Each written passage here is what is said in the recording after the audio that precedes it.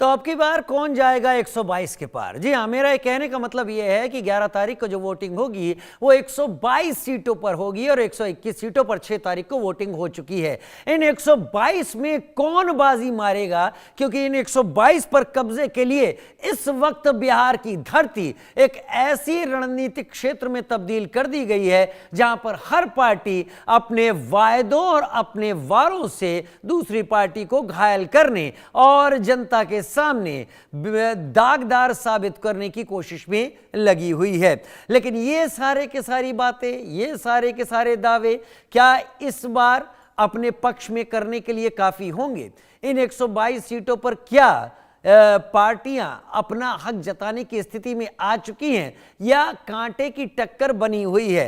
पिछली बार जो चुनाव आयोग ने आंकड़ा दिया है वो करीब 65% से ज्यादा की वोटिंग का आंकड़ा दिया है, जो अपने आप में एक बड़े भारी फिगर को दिखाता है जो फर्स्ट फेज में वोटिंग के तौर पर सामने आया है। क्या ये और आगे बढ़ेगा? हम सवालों का रुख कर लेते हैं। देश का सवाल में सवाल क्या, प्रधानमंत्री मोदी लगातार कट्टा बंदूक की बात कहकर क्या आरजेडी को निशाने पर ले रहे हैं? क्या आरजेडी की राह मुश्किल बना रहे हैं और क्या इसके जरिए महागठबंधन को पीछे करने की कोशिश कर रहे हैं?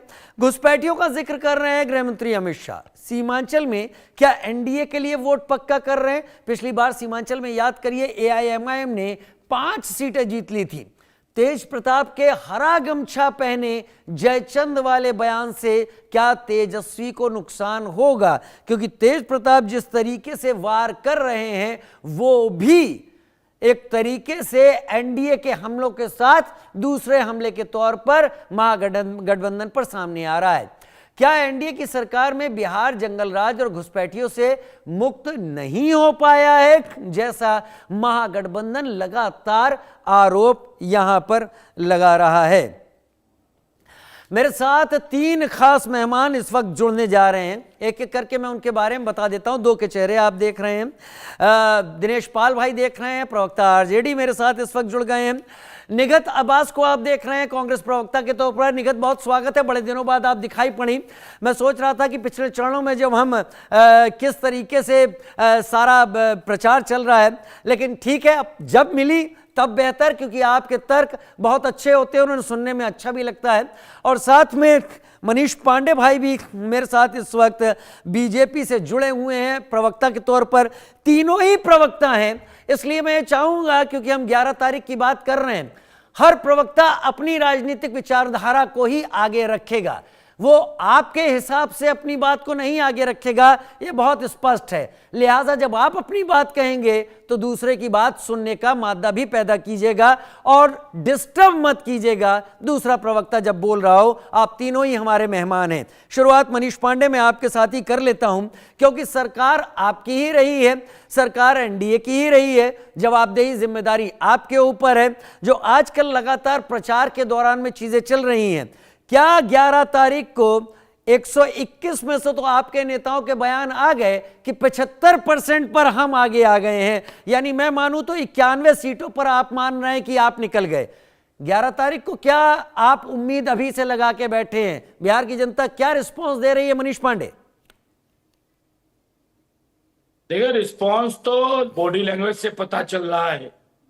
महिलाएं जो घर से निकल रही हैं, महिलाओं में जो उत्साह दिख रहा है, आधी आबादी जिस प्रकार से उत्साहित है, मुझे लगता है कि वह इस बात को बताने के लिए काफी है कि बिहार के चुनाव में जिस प्रकार विपक्ष को पसीने बहाने पड़ रहे हैं, जिस प्रकार से विपक्ष हाहाकार मचा रहा है। राहुल गांधी कह रहे हैं कि इस बार वोट की चोरी वाली सरकार बनेगी, यानी कि वो पहले ही हार मान चुके हैं। तो देखिए, यह जो स्थिति दिख रही है विपक्षी, उससे एक बात तो बहुत क्लियर है कि एंटी इनकम्बेंसी 20 वर्षों के शासन के बाद भी बिहार में आज एंटी इनकम्बेंसी सरकार की नहीं है। और अगर सरकार की एंटी इनकम्बेंसी नहीं है, इसका मतलब है कि महिलाएं लाभान्वित हुई हैं, बुजुर्गों को पेंशन मिला है, युवाओं को, बच्चों को छात्रवृत्ति मिली है, युवाओं को रोजगार मिला है, हर गरीब को घर मिला है, हर खेतों को बिजली मिली है, खेतों में खुशहाली आई है, हरियाली आई है। और रसोई घर में जो है खुशहाली आई है, यह प्रतीक है और यही हमारी जीत को आश्वस्त करता है। और निश्चित रूप से मुझे लगता है कि 20 वर्ष तक लगातार शासन करने के बाद भी अगर विपक्ष को इस प्रकार से पसीने बहाने पड़ रहे हैं, तितंबा करने पड़ रहे हैं, प्रोपगंडा करना पड़ रहा है, चुनाव आयोग को गालियां देनी पड़ रही है, तो मुझे लगता है कि वह कहीं पर भी टिक नहीं रहा। और महागठबंधन में ऐसे भी भूत पड़ा हुआ है, अपनी डफली, अपना राग और ये जो झूठे प्रोपगंडे, झूठा संकल्प पत्र जो कभी पूरा नहीं हो सकता, तुम्हारे घर तक रेलवे की पटरी पहुंचा दूंगा, आसमान तोड़ कर ले आऊंगा, वो वादे जो कभी पूरे नहीं हो सकते। बिहार की जनता अब बहुत जागरूक हो चुकी है, समझदार हो चुकी है। जात पात से ऊपर बिहार की जनता को लत लग चुकी है विकास की। इसीलिए हम बहुत आश्वस्त है कि सरकार हमारी ही बनने वाली है और हम बहुत बड़े, पिछले भी से भी ज्यादा, 2020 के चुनाव से ज्यादा हम बहुमत लेकर आ। मैं आपकी उम्मीदों को काटूंगा नहीं, उम्मीदें काटना मेरा स्वभाव नहीं है, क्योंकि अभी चुनाव का परिणाम सामने नहीं आया है, इसलिए मैं कौन होता हूं ये तय करने वाला माध्यम हूं और अपनी सीमाएं जानता हूं। निगत, मैं आपका रुख करना चाहता हूं। निगत, फिलहाल आपने पिछले कुछ दिनों में जो कुछ देखा, ये बीजेपी की तरफ से अपनी उम्मीदें जताई गई। उनका कहना है कि बिहार की जनता जागरूक है, एंटी इनकम्बेंसी उन्हें कहीं दिख नहीं रही है इतने सालों के बाद भी। खैर, ये उनका अपना क्लेम है। आपने जमीन पर जो देखा इतने दिनों बाद, जो आपको पिछले फर्स्ट फेज के चुनाव में दिखाई पड़ा, ये सबसे ज्यादा वोटिंग का आंकड़ा है, करीब करीब 65% से भी ज्यादा का चुनाव आयोग ने अब जारी किया है ओवरऑल। तो ये इशारा क्या देता है और 11 तारीख को आपको क्या उम्मीद लगती है? निगत, आपका समय अब। पहले तो आपको, आपके, मेरे को पैनलिस्ट को और आपके दर्शकों को मेरा नमस्कार। बिल्कुल सही बात आपने कही कि कुछ समय में साफ हो रही है पिक्चर कि किस प्रकार का जहनियत इस समय बिहार की जनता की है और किस तरफ वो रुख ले रहे हैं। हमने देखा है कि कितनी तादाद में लोगों ने वोटिंग करी और ये एक कहीं ना कहीं बहुत बड़ा एक पिक्चर क्लियर कर देता है कि लोग बड़े जागरूक हैं और बड़े ही उत्साहित हैं मत देने के लिए, और ये बहुत अच्छी बात है। यहाँ मेरे भारतीय जनता पार्टी के उम्दा प्रवक्ता ने बड़ी बड़ी बातें यहाँ पर करी और पसीने पड़ दिए महिलाओं के लिए। मैं तो कह रही हूँ बहुत अच्छी बात है, क्योंकि हम तो मान रहे हैं, विपक्ष कह रहा है, कांग्रेस पार्टी लगातार कह रही है कि इस बार जो डिसाइसिव फैक्टर होगा वो महिलाओं का होगा, क्योंकि महिलाओं ने देखा है कि किस प्रकार इस जो ये गठबंधन है जदयू का और भारतीय जनता पार्टी का, पिछले 5 वर्षों में किस प्रकार 16.8% महिलाओं के खिलाफ अपराध बढ़ा है। अगर हम एवरेज पे चले जाएं तो एक दिन में 45 महिलाओं के खिलाफ अलग अलग तरह के अत्याचार हो रहे हैं, डाउरी डेथ बढ़ रही है, हैरेसमेंट बढ़ रही है, महिलाओं का रेप हो रहा है, अपहरण हो रहा है, लॉ एंड ऑर्डर में सिफारिशें चल रही हैं, वहां पर हमारी कहीं से कहीं तक भी इंसाफ की चर्चा नहीं हो रही। तो ये महिलाएं लगातार देख रही हैं लखपति दीदी का कैसे इन्होंने बंटा धार करके भ्रष्टाचार करा है और दीदियों को कुछ नहीं मिला, ना ही कोई मार्केट एक्सेस मिला, ना ही कोई ट्रेनिंग, ना ही कोई वर्कशॉप्स, कुछ नहीं मिला।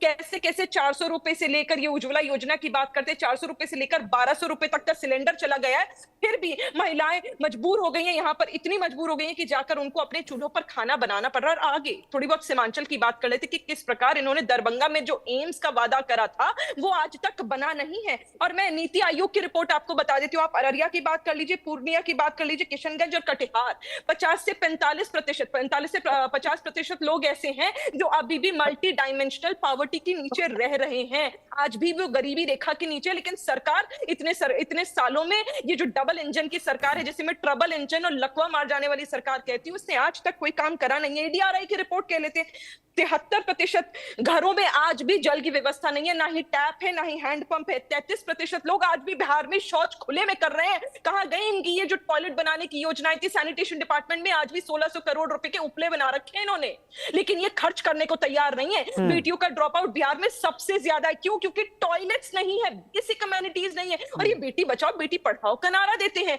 आज बच्चियां स्कूल नहीं जा पा रही है क्योंकि टॉयलेट्स नहीं बना पा रहे हैं। तो किस तरह की चीज है? आज सबसे ज्यादा हाईएस्ट maternal mortality rate और इन्फेंट मोर्टेलिटी रेट कहां पर है, आप मुझे बताइए, और लोवेस्ट बता दीजिए कहां पर है। बिहार में किस प्रकार महिलाओं का हश्र हुआ है, इसके बारे में मुझे यहाँ पे जनता को बताने की जरूरत नहीं है। जनता ने अपना मन बना लिया है और इस बार कांग्रेस पार्टी आरजेडी के साथ मिलकर हमारा महागठबंधन सरकार बनाएगा, याद देखिएगा। वाकई सरकार बनाएगा, ये हम भी देखेंगे। 14 तारीख ज्यादा दूर नहीं है, आप लोगों के साथ ही बैठेंगे, चर्चा भी आप लोगों के साथ करेंगे। और आप लोगों की किसी भी उम्मीद को मैं अपने किसी सवाल से कुठाराघात नहीं करना चाहता, क्योंकि अभी सारी चीजें ढकी हुई हैं। ईवीएम में कुछ जा चुकी हैं, कुछ ईवीएम में जाएंगी। दिनेश भाई मेरे साथ इस वक्त जुड़े हुए हैं। दिनेश भाई, इससे पहले कि आरोप प्रत्यारोप क्या लग रहे हैं आप लोग को लेकर वो बात करूं, लेकिन पहले आपकी भी उम्मीद जानना चाहता हूं।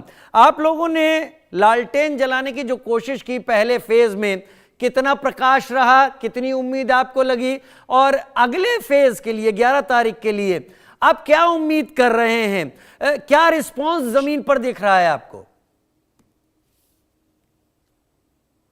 देखिए, पहले तो बिहार की जनता ने जिस उत्साह के साथ मतदान किया है इस बार, उसके लिए हम उनके तहे दिल से आभारी हैं कि बिहार में बदलाव के लिए बहुत ही शानदार वोटिंग हुई है। और हमें उम्मीद है कि दूसरे चरण में और बेहतर मतदान प्रतिशत आपको देखने को मिलेंगे, क्योंकि इससे और जनता में उत्साह बढ़ा है। देखिए, दूसरी तरफ ये कि आप अगर गौर से देखेंगे तो भाजपा के जितने नेता आ रहे हैं, चाहे वो उत्तर प्रदेश का उन्मादी मुख्यमंत्री हो नफरत बोलने वाला, या आसाम का मुख्यमंत्री हो नफरत की भाषा बोलने वाला, या कोई तड़ीपार हो जो आके यहाँ बोल रहा हो, या भारत का सबसे झूठा नेता हो जो कि कट्टा, दुनाली और सिक्सर की बात कर रहा हो। इससे पहले वो मंगलसूत्र, मुजरा, गाय, गोबर, मंदिर, मस्जिद, मतलब ये सब बातें करते थे। आप उनको देखेंगे जब गुजरात में जाते हैं तो वहां भी उनके व्यापार, बिजनेस, फैक्ट्री की बात करते हैं, लेकिन बिहार में आते हैं तो वाहियात की बातें करते हैं, क्योंकि उनको लगता है कि बिहार की जनता तो बेवकूफ है, मूर्ख है, लेकिन उनको पता नहीं है कि बिहार की जनता बहुत राजनीतिक रूप से बहुत जागरूक जनता है, और इस बार उनको उनके सबक सिखाएगी। नीतीश कुमार जी मुख्यमंत्री बनने के बाद से जो बिहार में मंडी सिस्टम जो हटाए थे, किसानों की स्थिति इतनी बदतर हो गई कि आज हर किसान परिवार का एक दो व्यक्ति बाहर मजदूरी करने को मजबूर है, यानी कि खेती बाड़ी से उनको नहीं चल पाता है। तो वो बाहर से जो आए हुए साथी हैं जो बाहर के फैक्ट्रियों में काम करते हैं, वो छठ में रुके हुए थे। आदरणीय तेजस्वी जी ने उनसे अनुरोध किया था कि आप आए हैं तो रुक के मतदान कीजिए और एक बिहार में बदलाव कीजिए, ताकि आपको बार बार बाहर वहां फैक्ट्रियों में जाने की नौबत न आए। तो उन भाइयों ने, अपने साथियों ने तेजस्वी जी पे भरोसा जताया और बढ़ चढ़ के वो वोटिंग की। दूसरी तरफ जो पटना में रहकर कंपटीशन तैयारी करते थे लड़के, चाहे बाहर में तैयारी करते थे, जो बार बार नौकरी के लिए जाते थे तो पुलिस उन पर लाठियां बरसाती थी, उनके पेपर लीक हो जाते थे। उन युवाओं ने इस बार कहा, उन्हें लगा कि नहीं, सिर्फ पढ़ने से नहीं, हमको वोट देकर सरकार बदलना होगा, तब जाकर नौकरी मिलेगी। तो वो सब अपने कोचिंग का और जहाँ पढ़ते थे वहां से जाकर गाँव गए और जमकर वोटिंग की, अपनी माँ, बहन, भाई, सबको, परिवार को साथ लेकर कि नहीं, सरकार बदलो, यह सरकार निकम्मी है, पुलिसिया गुंडों के सारे दमन करती है, लाठियां बरसाती है। तो उन माओं के साथ है। और माताओं के बीच भी एक दिखा कि किस तरह से बिहार में ये जो कट्टा, दुनाली और सिक्सर की बात करने वाली एनडीए सरकार किस तरह से अपराध बढ़ाई हुई है। बिहार में अपहरण और हत्या का जो स्थिति है कि एनसीआरबी के आंकड़े पे आप देखेंगे तो उसके अनुसार उत्तर प्रदेश टॉप में है, दूसरे नंबर पर बिहार है। तो जिस तरह से अपराध बिहार में बढ़ा हुआ, बिहार की जो डबल इंजन की सरकार है, एक अपराध में डूबी हुई है, दूसरी भ्रष्टाचार में डूबी हुई है। आप देख रहे होंगे कि भाजपा का एक केंद्रीय मंत्री रहे हैं आरके सिंह, उन्होंने कहा कि 62,000 करोड़ का बिजली विभाग में घोटाला हुआ है। उसके बाद एबीपी न्यूज से हटवाया गया वीडियो, उनको फोन करके भारत सरकार के मंत्रालयों द्वारा। दूसरी बात की आपने देखा होगा कि कैग रिपोर्ट में आया कि 71,000 करोड़ का घोटाला गबन हुआ है। तो इस तरह से एक तरफ अपराध भी बढ़ रहा है, दूसरी तरफ घोटाले बढ़ रहे हैं। उसके बाद बिहार की जनता भूली नहीं है कि कैसे मुजफ्फरपुर में जो बेसहारा बच्चियां थी, नाबालिग लड़कियां थी, 34 लड़कियों को शेल्टर होम में ब्रजेश ठाकुर और मंजू वर्मा की संलिप्तता से किस प्रकार से उनका गैंगरेप किया गया, उनका उत्पीड़न किया गया बेटियों के साथ। यह बिहार की जनता देख रहे, बिहार की महिलाओं के एकदम कांप गई उन घटना को सुन के। उसके बाद बीच में आपने देखा होगा, तो इन सब घटनाओं के बाद बिहार में एक उम्मीद जगी है तेजस्वी जी से कि 17 महीना में तेजस्वी जी ने जो कहा था वह नौकरी देकर, जातिगत सर्वेक्षण कराकर, आरक्षण का विस्तार करके किया है। और पूरे बिहार की जनता को पुनः फिर उम्मीद है कि तेजस्वी जी आएंगे तो बेहतर बिहार बनाएंगे, जो शिक्षा की बदहाली है दूर करेंगे, स्वास्थ्य व्यवस्था की बदहाली है उसको दूर करेंगे, जो सबसे गरीब राज्य बना हुआ है उस गरीबी से मुक्ति दिलाएंगे। इन तमाम उम्मीदों के साथ उनकी जो सभाओं में भी भीड़ उमड़ रही है और मतदान केंद्रों पर भी भीड़ उमड़ रही है। तो इस बार आप देखिएगा कि हम प्रचंड बहुमत के साथ सरकार में आ रहे हैं और 18 तारीख को शपथ भी लेंगे हम लोग। बहुत बढ़िया तेजस्वी जी, ये शायद पहले चुनाव ऐसे होंगे मनीष पांडे जिसमें विपक्ष में जो सीएम पद का उम्मीदवार घोषित किया गया है उसने अपने शपथ ग्रहण की तारीख भी सामने रख दी। मनीष पांडे मेरे साथ जुड़े हुए हैं क्या? मनीष भाई? जी बिल्कुल हाँ, लगातार जुड़े हुए हैं। मनीष भाई जुड़े हुए हैं मेरे साथ। मनीष भाई, ये पहला चुनाव है जिसमें विपक्ष के सीएम पद के उम्मीदवार ने शपथ ग्रहण की तारीख घोषित कर दी। इसे आप क्या समझते हैं? इसे आप उत्साह समझते हैं, खुद का आत्मविश्वास समझते हैं, अति उत्साह समझते हैं? इसके साथ बढ़ा हुआ मतदान प्रतिशत, कहा जाता है कि यह हमेशा एंटी इनकम्बेंसी का इशारा करता है, लेकिन इस बार आप क्यों कह रहे हैं कि एंटी इनकम्बेंसी नहीं है? इसका भी जवाब दीजिए मनीष। नहीं, आंकड़े बताते हैं कि एनडीए की सरकार में लगातार पिछले 3 बार से वोट का प्रतिशत बढ़ा है। एनडीए सरकार का जो वोट टोटल पड़ते रहे वो लगातार बढ़े पिछले 3 बार से। तो यह एनडीए की सरकार के लिए कोई नई बात नहीं। दूसरी बात है कि मेरे मित्र अभी कह रहे थे, मैं सुन रहा था, निगत अब्बास जी को भी सुन रहा था और अभी भी सुन रहा हूं। देखिए, एक तो यह है कि ये जो आपने कहा कि शपथ ग्रहण की तारीख पक्की कर ली है, देखिए ये सत्ता की जो भूख है लंबे समय से, ये देखिए इनको विकास से कोई मतलब नहीं, इनको सिर्फ और सिर्फ सत्ता चाहिए। आपने देखा होगा कि एनडीए ने भी सीटों का बंटवारा किया था आपस में, और महागठबंधन के भी लोगों ने सीटों का बंटवारा किया। आज हम सामूहिक रूप से प्रचार करते रहे, एक दूसरे की प्रशंसा करते रहे, लेकिन उसका अभाव आपको महागठबंधन के नेताओं में देखने को मिला होगा। उसकी वजह क्या है? आज भी इनके अंदर यह प्रतिस्पर्धा है कि इनकी सीटें कम हो जाए, हम उसके प्रचार में नहीं जाएंगे, हम उसके चुनाव में नहीं जाएंगे। यह स्थिति, यह इनकी यूएसपी है। दूसरी बात है कि आज जिन पार्टी के प्रवक्ता अपराध पर, भ्रष्टाचार पर, बलात्कार पर, अपहरण पे जो आज बयान दे रहे हैं और एनसीआरबी का डाटा दिखा रहे हैं, भाई मैं तो उनसे सीधा सवाल करना चाहूंगा कि 90 के दशक में 2 बहुत बड़ी घटनाएं घटी थी। एक तो यह जब शोरूम से गाड़ियां उठा ली थी लालू जी की बेटी की शादी में, और दूसरा एक डॉक्टर के कार की चोरी हो गई थी जो ढूंढने के बाद लालू प्रसाद जी के मुख्यमंत्री वाले आवास पर पाई गई थी। भाई जरा उन दोनों का जो एफआईआर दर्ज होता है घटना होने पर, ये दोनों घटनाएं बड़ी प्रचलित हुई थी उस 90 के दशक में। जरा मेरे राजद के प्रवक्ता मित्र इन दोनों घटनाओं का जरा कोई एफआईआर का जो क्रमांक होता है, संख्या होता है, वो जरा दिखा दें। देखिए, एक दौर था जब बिहार में अपराध होते थे लेकिन एफआईआर दर्ज नहीं होते थे। आज वो लोग अगर आज के एनसीआरबी के डाटा में जहां एक मोबाइल भी चोर गिर जाती है, भुला जाता है, तो उसका भी सना थाने में दर्ज कराया जाता है। हर कांड होते, इतना ही नहीं, एक थाने में अब 3-3 दरोगा है। ठीक है, अपराध होते हैं, मैं इस बात से इनकार नहीं करता, अपराध हर जगह होता है, लेकिन अपराधी भी त्वरित कार्रवाई करते हुए पकड़े जाते हैं और सत्ता संपोषित अपराध नहीं है। मुख्यमंत्री आवास से फिरौती की रकम वसूली नहीं आपको जाती। क्यों लगता है, नहीं अब मैं मुद्दे पर आता हूं, आपको क्यों लगता है कि बढ़ा हुआ मतदान प्रतिशत एंटी इनकम्बेंसी नहीं है? ऐसा आपको क्यों लग रहा है? ऐसा इसलिए लग रहा है कि देखिए, पहला बात तो जो मतदाताओं का रुझान है, बूथ पर जिस प्रकार से मतदाताओं के जो ओपिनियंस आए हैं, जिस प्रकार से मतदाताओं ने विकास पर वोट किया है, और खास करके ऐसे भी पहले से भी देखा जा रहा है, इस बार भी देखा हम लोगों ने कि महिलाओं का शुरू से मोदी जी की सरकार आने के बाद भी और उसके पहले नीतीश जी की, देखिए मैं एक बात बताऊं, 2005, 6, 7, 8 में उन बालिकाओं के लिए जो योजनाएं जो बनी थी, साइकिल की योजना, छात्रवृत्ति की योजना, पोशाक की योजनाएं, वो बालिकाएं अब मां बन गई, बड़ी हो गई 20 वर्षों के बाद, अब वो मां बन गई और अब उनको 10,000 भी मिल रहा है और आने वाले समय में 2 लाख रुपया भी मिलेगा। उसी पर तो विपक्ष सवाल उठा रहा है, महिलाओं के खिलाफ क्या अपराध बढ़ गए, लड़कियों को टॉयलेट नहीं। खैर मैं बहुत ज्यादा तो नहीं दूंगा समय, लेकिन निगत आपको क्यों ऐसा लग रहा है बीजेपी को एसआईआर के बाद भी, जब एसआईआर का आप लोगों ने इतना विरोध किया तब भी मतदान प्रतिशत अगर इतना बढ़ गया जो कि सबकी जुबान पर है, तो ये बढ़ा हुआ मतदान प्रतिशत बीजेपी प्रवक्ताओं को ऐसा क्यों लगता है कि ये एंटी इनकम्बेंसी तो नहीं है?